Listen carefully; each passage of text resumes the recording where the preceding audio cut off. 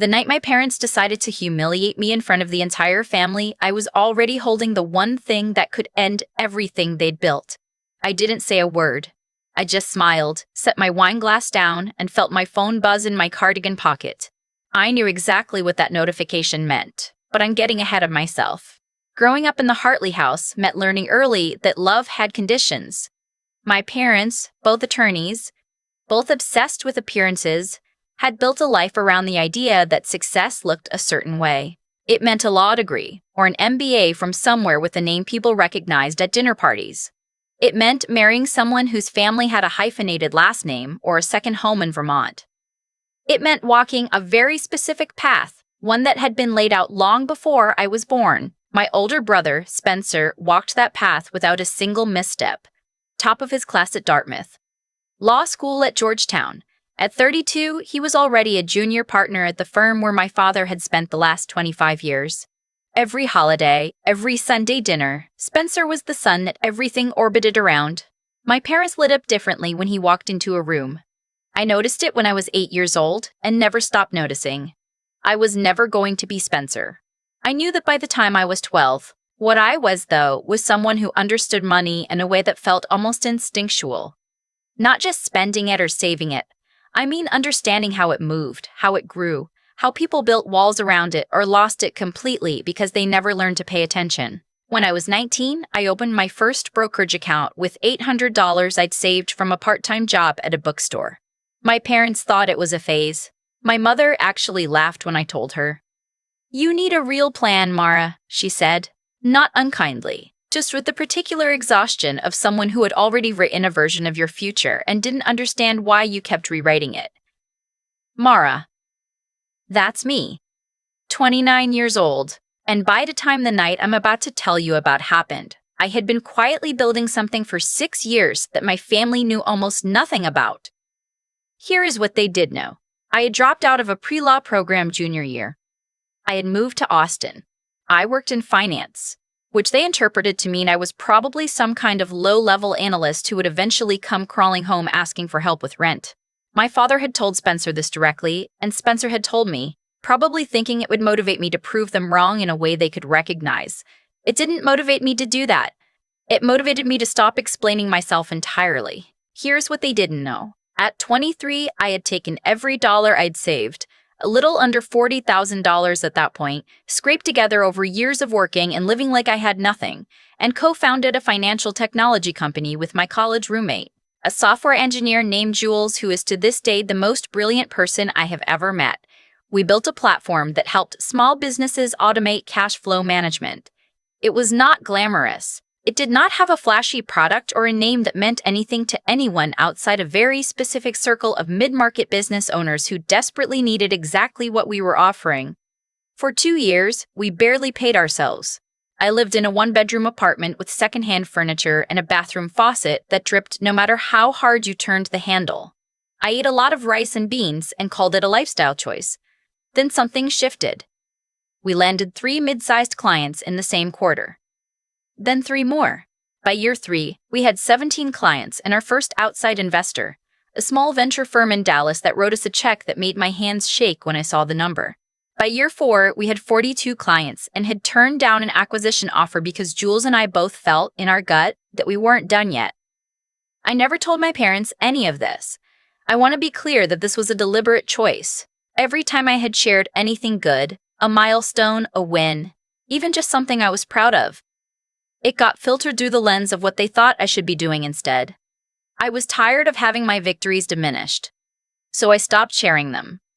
What I did not account for was my grandfather. Grandpa Walt had built a commercial real estate business from nothing in the 1970s and sold it in 2003 for more money than my parents ever acknowledged out loud, because acknowledging it would have meant acknowledging that the family's real financial foundation had nothing to do with my father's legal career. Grandpa Walt was sharp and funny and a little bit ornery, and he had been watching me from a distance for years with an expression I couldn't quite read. 3 years ago, he called me. Not my parents, not Spencer. Me. He asked me to come visit him at his house in Scottsdale. I flew out on a Tuesday. We sat on his back porch and he asked me about my company. Not in the vague, polite way my family usually did, but specifically. He wanted to know our revenue model. our client retention rate, our cost of acquisition. He asked the right questions. I answered every single one honestly. At the end of the afternoon, he said, "I want to invest." I thought he meant a small amount, something symbolic, the way grandparents sometimes do. I told him I was grateful, but that we had outside investors now and the terms were complicated.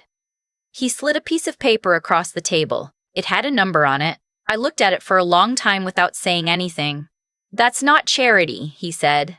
"I've watched you for 6 years. You remind me of myself at your age, except smarter and with better hair." He paused. "I want equity, real equity. The kind that means something." We worked with attorneys, his and mine, for the next 2 months. When it was done, Grandpa Walt held a significant stake in my company. Not a majority stake, but substantial. Enough that when we eventually went through our Series B round 18 months later, his stake had grown considerably. He also did something else during those attorney meetings, something he told me about only at the end. He had revised his estate planning. A portion of his assets, a real estate investment trust he had maintained separately from the money he had already distributed to my parents and Spencer, would be managed by me as trustee upon a triggering event. The triggering event, his attorney explained, was his cognitive decline, which had begun slowly and was now progressing in ways the family was just starting to notice. "Your parents are not bad people," Grandpa Walt told me, "but they would turn this into a competition. I don't want that. You're the only one I trust to be quiet about it and do the right thing." I cried on the plane home. I didn't fully understand the weight of what he had given me until much later. The family dinner was my parents' anniversary party, 35 years. My mother had rented out the private dining room of a restaurant in Philadelphia. White tablecloths, someone playing piano in the corner. The kind of evening my parents loved because it felt like a scene from the life they had always imagined for themselves. I drove up from the airport alone. Jules had offered to come for moral support and I had told her that was absolutely not necessary. And also maybe yes please. She laughed and said she had a client call she couldn't move. I was on my own. Spencer was already there when I arrived, standing near the bar with his wife, Claudette, who I genuinely liked and who had once, after 2 glasses of wine at Christmas, told me she thought I was the most interesting person in the family and that Spencer sometimes resented how unbothered I seemed. I had stored that information carefully. My parents were radiant. My mother in a deep emerald dress, my father in a suit that probably cost more than my first car. They greeted me warmly enough. There were hugs. My mother touched my hair and said I looked tired, which was her way of saying she wished I looked different. It was fine. It was the kind of family event I had learned to move through like water, present, but not porous. I sat next to my Aunt Kay, my father's sister, who was warm and funny and had no idea what was about to happen. Nobody did. Dinner came and went. The toasts were made. Spencer gave one that was beautiful and a little bit too long. My father teared up. I raised my glass and meant it. Whatever our history, 35 years of a marriage is something. And then the conversation at our end of the table turned, the way it always eventually did, to the question of what I was doing with my life. It started gently enough. My uncle asked about Austin. I said I loved it. He asked if I was still in the finance thing. I said yes. My mother, who had had 2 glasses of champagne, said with a smile that was not entirely unkind, but was not entirely kind either, that it was interesting how I had always insisted on doing things my own way. "There's something to be said for that," my father said, in the tone of someone who was about to say the opposite. "But at some point, Mara, you have to ask yourself whether the unconventional path is actually paying off, or whether it's just comfortable." I looked at him. "I think it's paying off," I said. Spencer laughed. Not cruelly. Spencer rarely did anything cruelly on purpose, but with the easy confidence of someone who has never had to defend his choices at a dinner table. "Come on, you're 31 with no..." "What? No equity?" "No, I have equity," I said. "In what?" my mother asked, and the table got slightly quieter in the way tables do when something real is happening underneath the social surface. "In my company," I said. My father set down his fork. "Mara, you have a small stake in a startup that has it even turned a profit yet?" "For 3 years," I said. Silence. "Then why do you never talk about it?" my mother asked, and I could hear the genuine hurt underneath the question. The feeling that I had excluded them from something, which was true. I had. Because every time I try to tell you anything good about my life, it gets compared to Spencer's, I said, as evenly as I could. So I stopped. That landed wrong. Spencer straightened in his chair. Claudette looked at her plate. My aunt put her hand on my arm very briefly. My father said, "That's not fair." And my mother said, quietly but clearly, because the champagne had worn away the last layer of careful phrasing, "We just worry that you've been too proud to ask for help when you've needed it. We've offered. Multiple times. And you've always acted like our support was something to be ashamed of." She wasn't wrong about the offers. They had offered, over the years, money for an apartment when I moved to Austin, connections to people who could have gotten me jobs I didn't want, a spot at the firm if I finished the degree I had left. Every offer came attached to a direction. "Come back to the path we drew for you." "I appreciate that you've offered," I said. "I just didn't need it." My father made a sound that was not quite a laugh. "Mara. I'm serious. You're 31 years old and you're renting. You drive a 5-year-old car. You don't come home for holidays half the time because you're always working." He used air quotes around working in a way that I felt in my chest. "We love you. But at some point, someone has to say it. The life you're building is not." My phone buzzed. I felt it against my ribs. One short pulse. I knew who it was. My company's CFO, Terrence, had been managing a closing process for the past 72 hours, a deal I had been working toward for almost a year. We had discussed that when it finalized, he would send one word. I reached into my pocket. I looked at the screen under the table. The word was done. I set the phone face down on the white tablecloth. My father was still talking. Something about stability, about the kind of foundation that took decades to build, about how he wasn't trying to be cruel, but someone had to be honest with me. Spencer was looking at the centerpiece. Claudette was looking at me. I waited for my father to finish his sentence. Then I said, "Dad, we closed our Series C tonight." He stopped. "It's a $47 million round," I said, "led by a growth equity fund out of New York. My equity stake as of tonight is worth—" I paused, not for drama, just because I was doing the math one more time to make sure I had it right.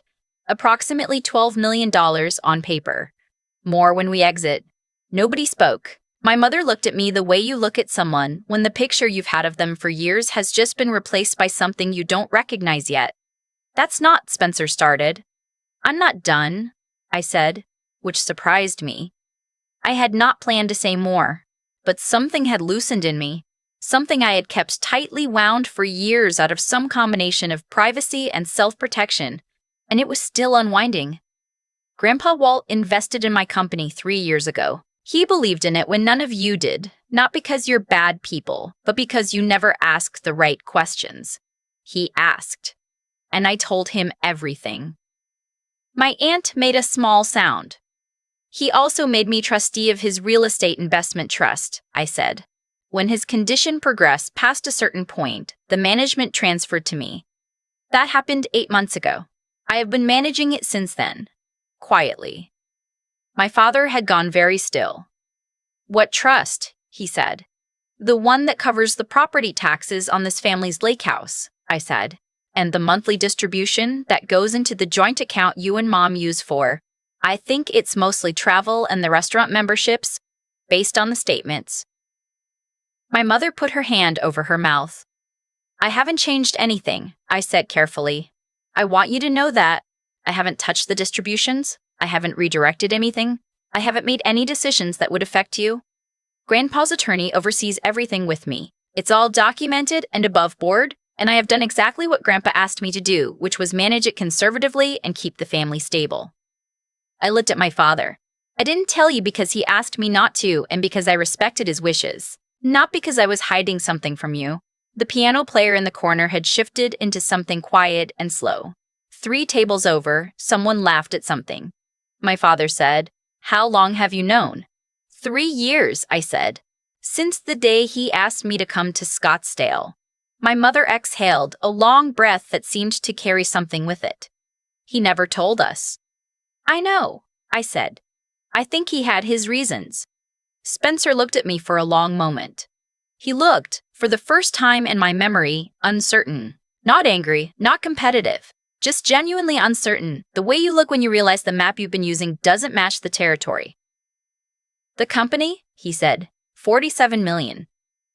That's the round size, I said. My stake is a percentage of the valuation. It's not cash in hand, it's equity. But yes. He nodded slowly. That's Mara, that's real. I know, I said.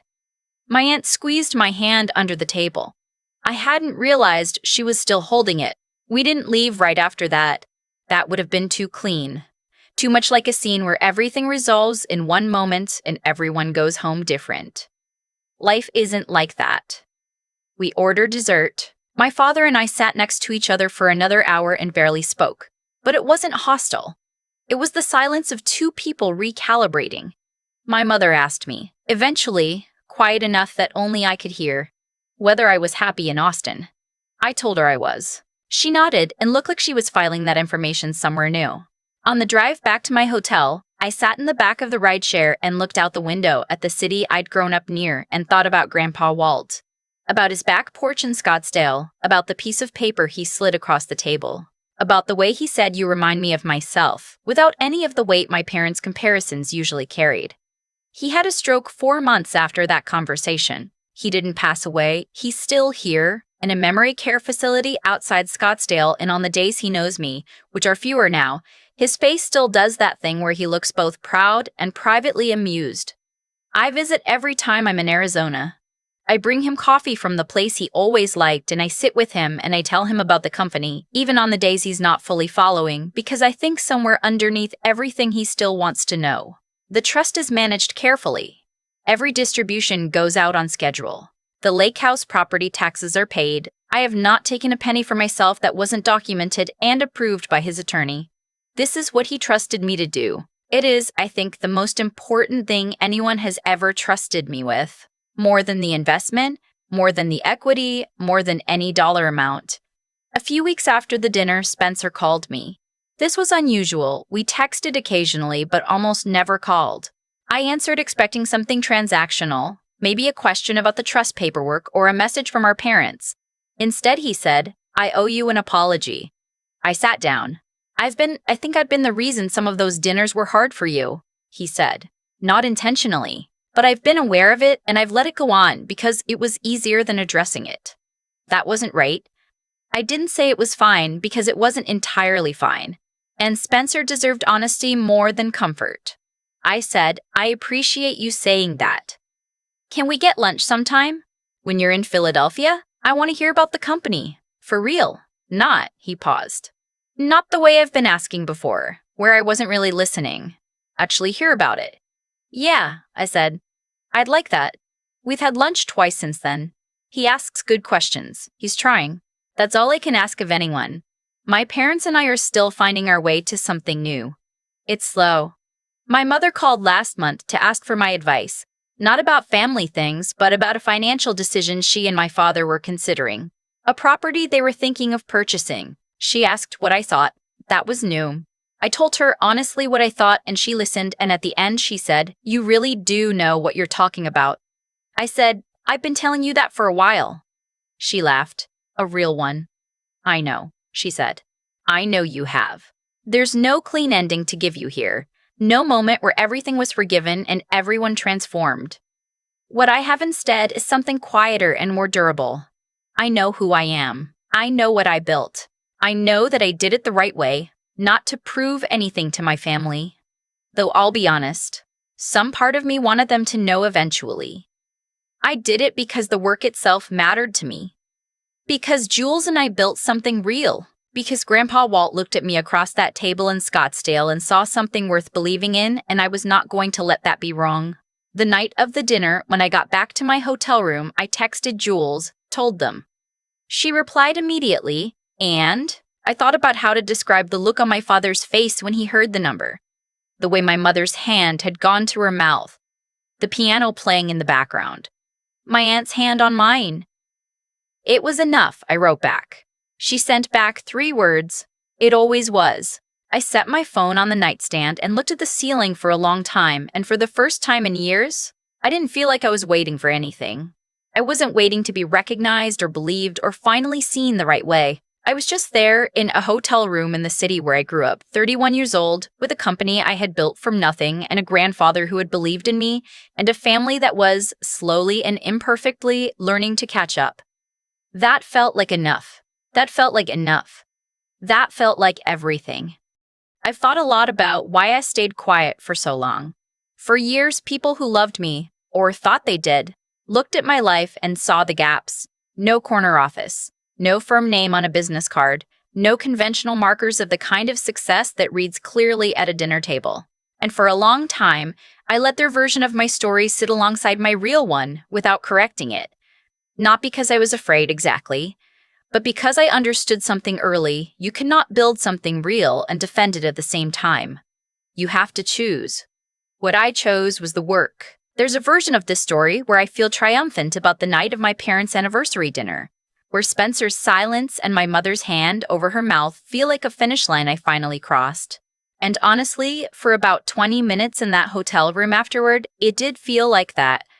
But that feeling faded, the way those feelings always do, and what was left underneath it was something quieter and more permanent. I had built a real company. Grandpa Walt had believed in me when the math was still uncertain. Jules had stayed up countless nights with me solving problems no one was watching us solve. That was the actual story.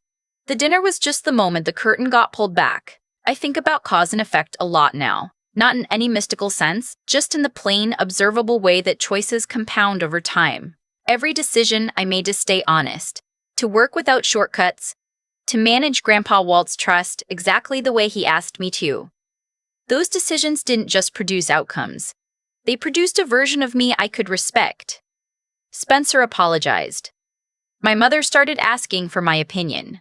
Those things happened not because I finally won some family argument, but because the person I had become was someone worth taking seriously. You can't manufacture that. You can only build toward it, slowly, without much applause. The hardest part of the kind of life I've been describing, the patient, quiet kind, where you're doing the right thing without anyone watching, is that it requires you to be your own witness.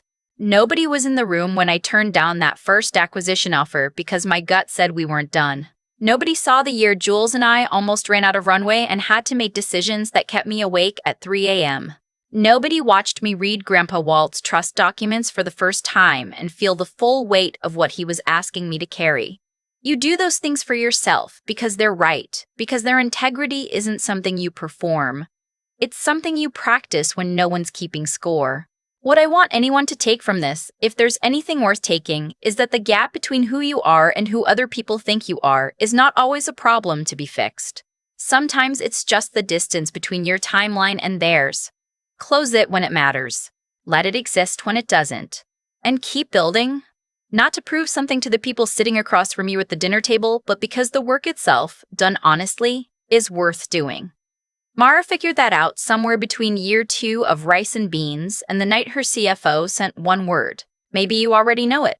Maybe you're still in the middle of the quiet years, doing the thing no one's clapping for yet. Keep going.